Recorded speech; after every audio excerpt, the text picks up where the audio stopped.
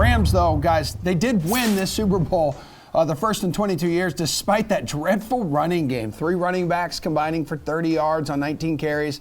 When we look ahead to next year here, Sony Michel will likely leave in free agency, while Darrell Henderson, Cam Akers, they have all offseason to get healthy. So where do you rank each of these backs like heading into next season? Talking fantasy-wise here, Pearce. Bad, worse, and worse? Yeah.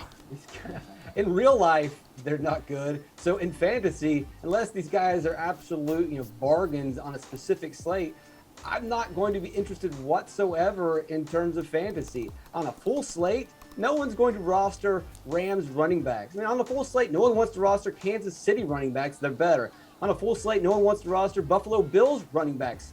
We're talking about these guys because we've gotten used to these smaller slates and these showdown slates.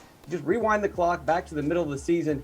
Cam Akers, Sony Michel, Henderson. No one cared about Rams running backs last year. We're not going to care about Rams running backs next year. They can even add like a third-round running back in the draft, and that's a late third-round running back.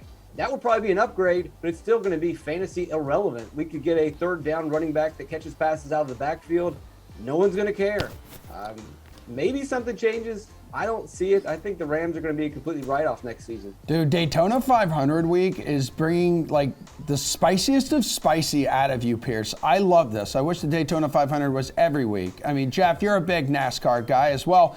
Pearce is kind of onto something here. Like if one of these running backs was actually good and legit, they wouldn't be using a 3-headed monster in the backfield that could only manage 30 yards in the Super Bowl combined. I'm more of like a pay less 300 guy, like that's my, but whatever. I mean, Daytona, sure, that's a big one. The Rams just winning the Super Bowl, my brain still hasn't figured it out. I mean, this team, they just couldn't run the ball. Like the running back position on this team is just so irrelevant right now.